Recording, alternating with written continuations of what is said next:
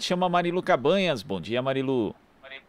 Olá, Glauco, bom dia a todos e todas que estão acompanhando aqui o Jornal Brasil Atual. A gente vai falar agora sobre emergência climática. Foi publicado nesta segunda-feira o relatório do painel intergovernamental de mudanças climáticas da ONU, de 3.000 páginas. É a primeira grande avaliação internacional da pesquisa sobre mudanças climáticas desde 2013. Serão lançados nos próximos 15 meses mais 3 relatórios do IPCC, que reúne aí 195 governos. O novo relatório é resultado de análises durante 3 anos de 14 mil estudos científicos e mostra que o aquecimento global está se desenvolvendo mais rápido do que o previsto por causa das atividades humanas. Os efeitos do aquecimento global, impulsionado aí por emissões de gases causadores do efeito estufa da atividade humana, podem ser irreversíveis e trágicos. A gente vai falar sobre esse assunto com o nosso colunista Wagner Ribeiro, ele que é professor do Departamento de Geografia da USP e do Programa de Pós-Graduação em Ciência Ambiental. Oi, Wagner, bom dia, seja bem-vindo. Obrigado, bom dia a quem nos acompanha. Bom, Wagner, esse relatório estima que o limite de mais 1,5 grau Celsius de aquecimento global em relação à era pré-industrial vai ser alcançado em 2030, 10 anos antes do previsto, né? O ser humano tem sido aí nocivo à natureza e essa elevação da temperatura vai provocar mais eventos climáticos extremos de forma sem precedentes na história, né? São dados preocupantes que necessitam aí medidas urgentes. A gente viu aí a apresentação que você me enviou da FAPESP, Wagner, do Paulo Artacho, no site da FAPESP e também de outros especialistas, mas o Artacho destacou uma das frases do relatório que a gente vai começar agora a falar e se debruçar sobre ela, que é a seguinte: mudanças recentes no clima são generalizadas, rápidas, intensificadas e sem precedentes em pelo menos 6.500 anos. Quer dizer, a gente está vivendo um momento trágico da história do planeta, né, Wagner? Exato. Então, na verdade, é uma transição preocupante, porque ela está ocorrendo de maneira muito acentuada, né, a partir das últimas décadas. E isso consequência de ações humanas tomadas, basicamente, a data que se, entre aspas, escolhe é justamente a Revolução Industrial, quando você passa a ter um maior incremento do uso das combustíveis fósseis, naquele momento o carbono, né, basicamente, e depois a gente tem aí incremento, aí já no final do século XIX, começo do século XX, com motor a explosão, e todo o século XX com o uso intensivo aí do petróleo, até hoje, né? Então, e essas ações, tanto a Revolução Industrial quanto o uso do petróleo, são ações humanas, por isso que cada vez mais se reconhece que a ação humana foi e é a grande responsável por essa aceleração que nós estamos assistindo. Nós já tivemos, no passado, o histórico do planeta aí, de alguns bilhões de anos, vários momentos de mudança climática, né? Isso realmente tem registro histórico bastante interessante. Você pegar uma geleira nos Andes, mesmo na Antártica, você vai encontrar vestígios interessantes de oscilação do clima, né? Até no relevo de São Paulo, estado de São Paulo, você tem também, aqui perto de Itu, Varvita é uma rocha maravilhosa, você tem lá marcado claramente período mais seco, período mais chuvoso, enfim. O que muda dessa vez é que esse processo está sendo muito rápido, né? Nós não estamos preparados, infelizmente, para enfrentar as consequências dessa mudança drástica. E, de fato, né, as consequências são bastante preocupantes, como você já disse, né? Nós temos aí a possibilidade de que os eventos se tornem mais intensos, né? Ou seja, as chuvas, quando vierem, serão muito intensas, a seca, quando vier, ela será também bastante intensa. Agora, recentemente, tivemos esse período de frios mais intensos no estado de São Paulo, no Brasil como um todo, inclusive. Assistimos também no Canadá chegar a temperatura de 38, 40 graus, né, que é nada comum também. Então, essa intensificação dos eventos climáticos, ele é, de fato, muito preocupante, porque quando a gente tem esse tipo de situação, Marilu, nós afetamos algo fundamental, que são, basicamente, os ciclos biogeoquímicos da natureza, né? Especialmente o ciclo da água, fazendo com que a água ocorra com muita intensidade, aquela chuva muito forte, você não consegue reter a água para produzir, para gerar energia, a água acaba se tornando um vetor de desastres, né? Escorregamento de vertente, enfim, inundações, ou também não menos grave, que é a seca, né? Você tinha a previsão de um determinado volume de água, aquele volume não veio, e aí você passa a enfrentar situações de escassez hídrica, né, como nós estamos vivendo, inclusive, também no Brasil, afetando reservatórios para geração de energia, abastecimento urbano, enfim. Então, as consequências são realmente muito preocupantes, por isso é preciso, o mais rápido possível, né, atentar para essa questão, fazer com que os governos se sensibilizem para que a gente possa conter essas emissões e, com isso, protelar essas mudanças. Exato. Agora, dentro desse painel, né, a gente viu também, Wagner, a respeito, enfim, do aumento aí do CO2, do óxido nitroso, né, que é inclusive utilizado cada vez que se coloca, né, fertilizantes no solo, e também tem o metano, né, e aerossóis. Eu queria que você falasse um pouco sobre esses dados, né, que foram revelados pelo IPCC, no que se refere aí aos perigos que a gente está passando por conta, né, dessa intensificação, inclusive, do agronegócio, né, na agricultura também, né? Muito bem lembrado. Veja, nós temos aí, você já deu a própria resposta, né? Na verdade, a intensificação do agrotóxico na agricultura também gera problemas, né? Gera também gases que podem intensificar o aquecimento global, porque são gases que eles têm dificuldade de se dispersar, né? Por isso faz com que o Sol, quando emite a radiação, ela bate na superfície, parte na superfície terrestre, parte é absorvida, parte é refletida, ela não se dispersa. Por isso que nós temos um aquecimento em todo o planeta, né? Uma analogia é como se nós estivéssemos sobrepondo cobertores, né, um sobre o outro, e isso, evidentemente, faz com que o planeta fique mais aquecido.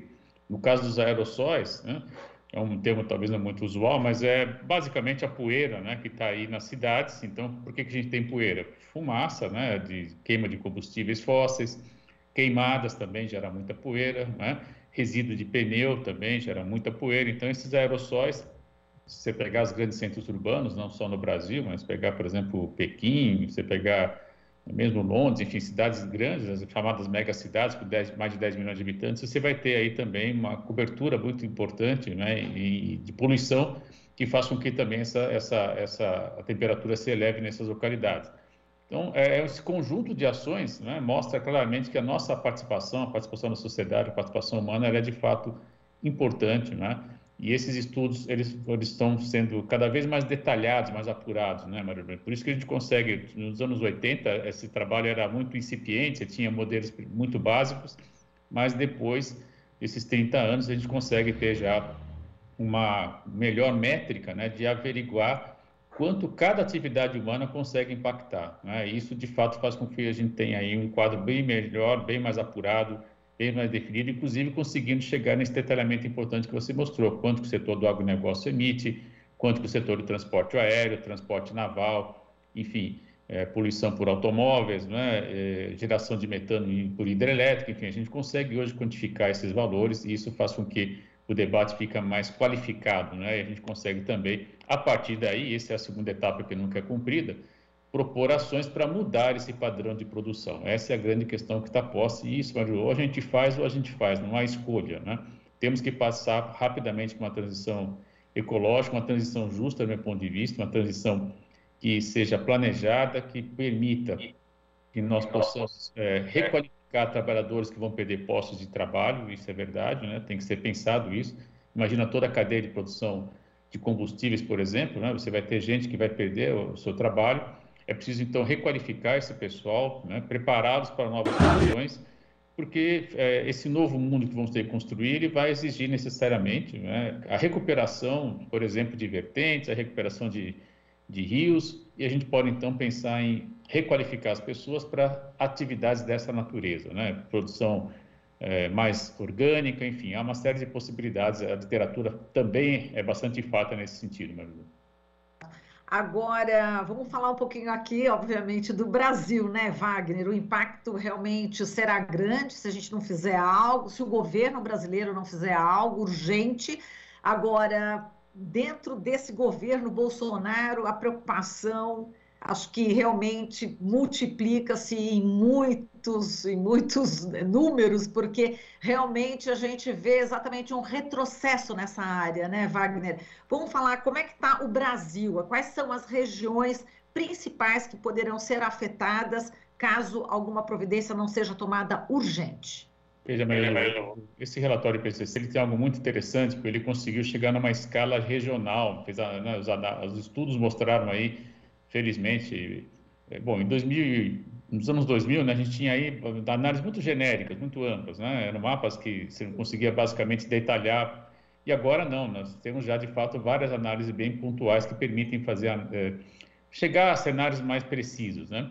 O caso brasileiro preocupa muito a Amazônia, porque ela pode perder vegetação, né, e chegar a um ponto de não retorno, já que nós sabemos que o grande volume de água importante que a Amazônia gera é gerado pela própria floresta. Isso pode fazer com que você diminua a evapotranspiração e, desse modo, diminuindo a água na floresta, ela vai diminuir a biodiversidade, inclusive vai diminuir a água que vai chegar aqui no sul-sudeste também. Isso é importante ter essa clareza, né? Também o relatório mostra que o semiárido nordestino vai ter períodos de secas ainda mais intensos, então nós estamos, entre aspas, né, habituados também, entre aspas, a secas de 5 a 10 anos, talvez essas secas sejam mais recorrentes e com mais intensidade, né? E no sul-sudeste se prevê também mais chuva, né, chuvas mais intensas. Então, se você pensar que nós temos metrópoles como São Paulo, Belo Horizonte, mesmo Rio de Janeiro, onde as áreas de risco são bastante frequentes, era necessário, desde já, terem-se em conta, né, e propor ações para enfrentar esses desafios que nós estamos ter que em breve, né, que é o aumento aí, por exemplo, de enchentes, alagamentos, escorregamento de vertentes. Então, a gente, infelizmente, não enxerga nenhum tipo de ação do governo nessas áreas, né? Ao contrário, a gente vê a intensificação do desmatamento na Amazônia, a gente vê, infelizmente, a descontinuidade de programas importantes, como o 1 milhão de cisternas, que permitiu que a população no semiárido conseguisse ter água para a produção, ter água também para o seu consumo próprio. E no sul-sudeste a gente também não enxerga nenhum tipo de ação de precaução, né, que possa aí levar a uma política que preveja essas ações e permitam que a gente não tenha, pelo menos, não tenhamos mortes, né? Ou seja, teria que ter um trabalho de realocação de população, requalificação urbana, produção de moradia de qualidade, enfim, em áreas mais adequadas. E isso tudo não está sendo feito, infelizmente. Exatamente. E o Centro-Oeste com as queimadas, então, e a gente está vendo aí a crise hídrica, então a gente está vendo o Rio Paraguai praticamente baixando níveis, assim, surpreendentes, né, Wagner? O Centro-Oeste também é preocupante, né? Sem dúvida, Marilu. O Pantanal está mostrando hoje, né, um quadro bastante agudo, com perda também de água, né, perda de água no sentido das chuvas que eram frequentes também diminuiu muito a intensidade. Há uma preocupação grande com incêndios no Pantanal. Nós tivemos no último ano passado recordes, infelizmente, também de incêndio nessa parte importante do planeta, especialmente do Brasil, né? Eu digo importante do planeta porque o Pantanal é tão singular em termos planetários que realmente ele interessa não apenas ao Brasil, né? É de fato uma área muito, muito interessante em termos de biodiversidade, etc. Não dá para falar muito agora, mas é de fato uma peculiaridade planetária que deveria ser mais bem cuidada pelo Brasil. E no semiárido e no cerrado a gente tem de fato hoje a grande zona de expansão, né, de produção agrícola, com a soja e gado, essa dobrada, hora um, hora o outro, hora os dois, avançando rapidamente. E nós sabemos que o cerrado é o grande vertedor de água para o país como um todo, né? Nós temos ali as nascentes de rios importantes que vão verter tanto para a Amazônia, que vão verter para o sul-sudeste, né, Bacia do Prata, que vão verter também para o semiárido, né? Por exemplo, a gente pega também ali a Bacia de São Francisco. Então, é de fato o grande vertedor de água. Se você diminui a biodiversidade, diminui, portanto, também a floresta, né, a mata, a vegetação que ali ocorre, e é um mosaico, né, não é só um tipo de vegetação que a gente tem lá, a gente pode ter, de fato, consequências seríssimas, que é a diminuição da chuva como um todo, o que é muito preocupante também. Bem, então, havendo um outro aspecto importante aí do relatório, Wagner, sobre os oceanos, né? Que os oceanos absorvem 70% das nossas emissões, só que no futuro pode absorver só 38%, né? E mais o CO2 será menos absorvido mesmo, né? Vai ficar mais quente ainda o planeta? Exato. Veja, na verdade, a questão dos oceanos é sempre muito complexa, né? Não tínhamos até o começo do século agora muita capacidade de averiguação dos dados, né? Não havia uma dificuldade de mensurar o quanto está sendo absorvendo e quanto está sendo absorvido, desculpe, e quanto está aquecendo, né? Mas a partir de projetos que instalaram diversas boias, né, oceano afora, isso melhorou muito, né? Não tem ainda na quantidade de dados necessária, é evidente, mas houve uma melhora importante. E a partir dessa coleta, então, real, empírica, né, se consegue projetar como era no passado, para ver como estava hoje, e aí se projeta a partir do que era no passado e a situação atual, com o volume de mudanças, o que pode vir a acontecer no futuro. E, de fato, o oceano passa a ter um papel importante. Até se a gente for pensar em termos de planetário, né, a maior superfície que nós temos não é a terrestre, é a oceânica, né? Então, é razoável imaginar que, de fato, esse fluido, né, se pensar que o oceano é uma água, é água, é um fluido, grosso modo, a gente tem, de fato, aí, ao aquecer esse fluido, mais dificuldade de resfriá-lo. Então, por isso que os oceanos têm gerado muita preocupação.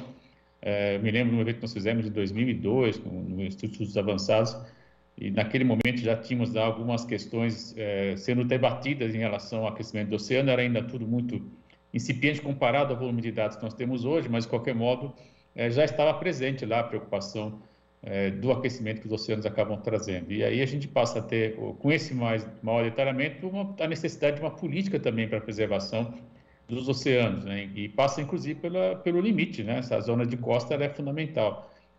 Nós temos aí que ter um trabalho mais apurado, mais cuidadoso com a área de manguezal, por exemplo, né?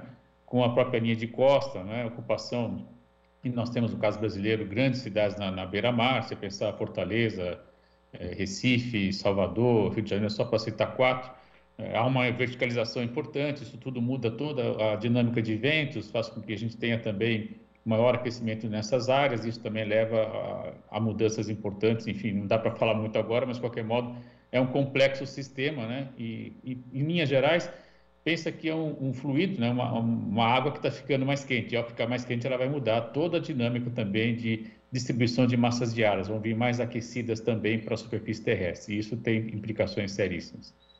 E Wagner, falando em oceano, a gente está vendo aí que o nível do mar realmente pode aumentar, de fato, a projeção é lá para frente, eles chutam lá para 2.300, né? O potencial do nível do mar pode chegar a 15 metros, quer dizer, a gente tem 15 metros acima, né? Agora, de fato, por conta de toda essa mudança climática, o mar, aqui, a zona costeira do Brasil, pode ser gravemente afetada, né, Wagner? Sim, Marilu, nós temos aí outro desafio importante, né? E aí algumas soluções têm sido adotadas mundo afora, elas são sempre muito caras, né? Não tem nada simples. O país mais avançado são os Países Baixos, não por outra razão, né? Holanda, porque eles criaram um território ao, entre aspas, né, alagar o oceano, né? Na verdade, criar um território, né? Você tem parte da Holanda que você anda, o mar está acima da estrada que você está percorrendo. É muito curioso isso, né? E, evidentemente, eles estão muito preocupados com isso. Então, a ideia qual seria? Seria produzir barreiras, né, artificiais, ou seja, uma grande obra de engenharia para você conter e regular esse volume de água que estaria chegando mais próximo à superfície terrestre. Tudo bem, no litoral holandês, comparado ao litoral brasileiro, né, bem menor, né? Então, eu não tenho aqui precisamente em termos de área, mas o Brasil tem 8.500 quilômetros é uma enorme costa, uma importante costa, e com aquilo que nós vimos há pouco, com uma ocupação muito densa. Se você pensar Baixada Santista, se você pensar, enfim, Salvador, etc., nós temos aí áreas metropolitanas, inclusive, muito densas, e pensar num tipo de retenção dessa água, né, para evitar que ela chegue e faça estragos, acho que é um desafio bastante grande. Santos tem um exemplo importantíssimo, aquele sistema de canais, não vou lembrar agora exatamente de que ano, mas é um sistema muito interessante que faz com que a água do mar penetre e ela não causa problemas, né, salvo momentos de maior intensidade, mas em geral ela é absorvida e depois ela é devolvida para o oceano, o fluxo acaba sendo organizado. É uma possibilidade também, produzir canais que permitam que essa água adentre e depois ela consiga voltar. Mas são desafios extraordinários, né? Veneza, por exemplo, está querendo fazer também um portal, né, um portão, para evitar com que essa água destrua o patrimônio edificado de Veneza, que é um patrimônio de interesse mundial, inclusive, e também, evidentemente, movimento do turismo lá. Então, são situações ainda muito caras, muito incipientes, e, portanto, o que temos que fazer é evitar que o oceano suba, né? Então, vamos fazer as ações para evitar que tenhamos que tomar ações tão caras e tão difíceis como são, de fato, essas que a gente citou há pouco. E tem a ver com o derretimento do Ártico, não é, Wagner?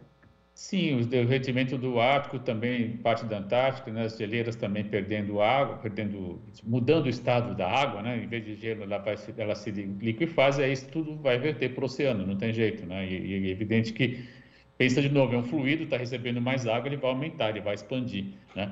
Além do que o aquecimento também faz com que as moléculas se expandam. Então, você tem dois fatores associados, a presença de mais água e o aquecimento dessa água, né? Então, esse fluido ele fica mais aquecido. É fácil você entender, quando você ferve a água na panela, né, começa a haver uma expansão, é isso que está ocorrendo. É claro que não está fervendo, ainda bem, né? Se chegar a 100 graus no oceano, é uma situação bem difícil, mas, de todo modo, esse processo de aquecimento já está em curso, associado a ele, você tem mais água chegando.